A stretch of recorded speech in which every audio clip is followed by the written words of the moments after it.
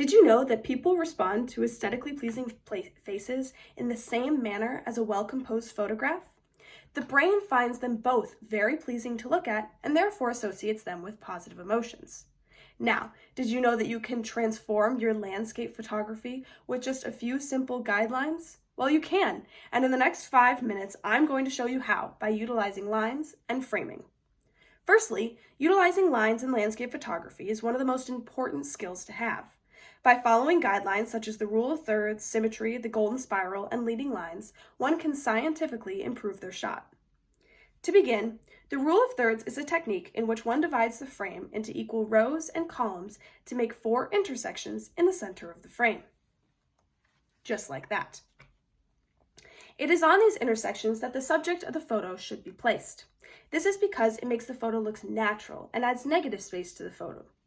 Also, according to Darren Rose, a professional photographer, the rule of thirds forces dynamism, so the viewer doesn't just glance and move on, but instead takes time to wander through the image.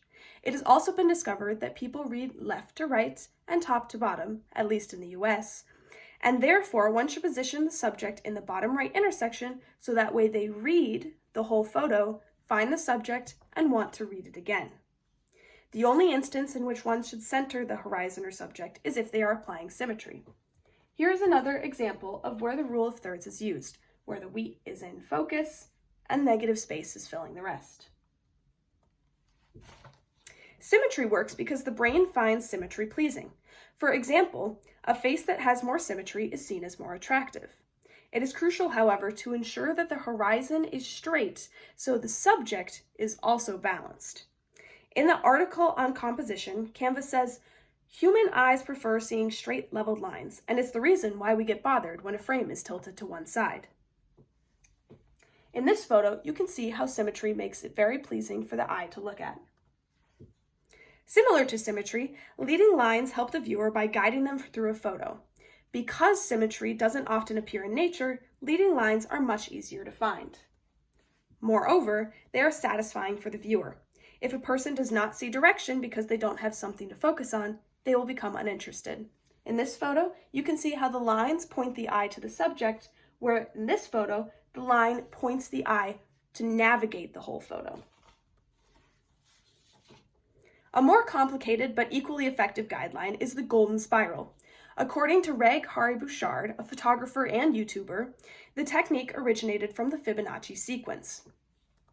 This sequence is the numbers 0, 1, 1, 2, 3, 5, 8, 13, and 21, where each number is the sum of the 2 preceding numbers. From this, each square is the length of each number, as pictured here. Rowan Sims, a photographer, claims that to properly use the golden spiral, you must position the points of interest along the spiral while placing the main subject at the tip. In this photo, you can see how the grassy sand follows the main line of the spiral before transitioning to the skyline and then landing on the main subject, the sun. Apart from utilizing lines, framing is equally important for composing a photograph. There are a couple different ways to frame a photograph, but the first is layering color, brightness, texture, clarity, shape, and focus. Whichever option you choose will guarantee to add depth to a photo so long as it is used properly. In order to create this effect, you need a surplus of layers, otherwise the photo is obsolete. For example, next time you're walking along the beach, I want you to notice the bumps in the sand or the changing in color of the ocean the farther out you look, because those are both examples of layering. Also, applying scale to a photograph, such as a person or car, allows people to accurately perceive the dimensions of a photo. This is another way to frame. Depending on if one decides to add emphasis to the foreground or background, scaling can show up in a couple different ways.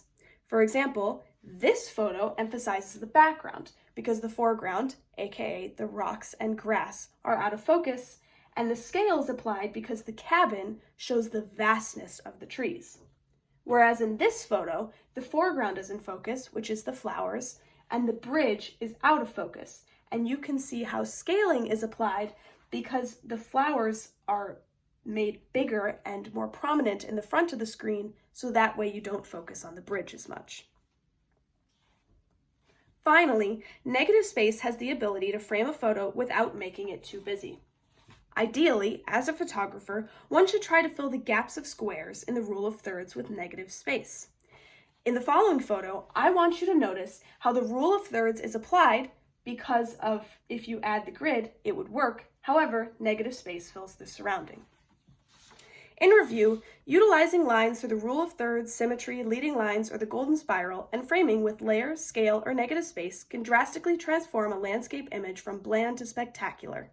Because the brain automatically searches for a focus point, it is crucial to incorporate these guidelines so the viewer does not get lost in your work. Therefore, go grab your camera and go try these tips on your landscape photography.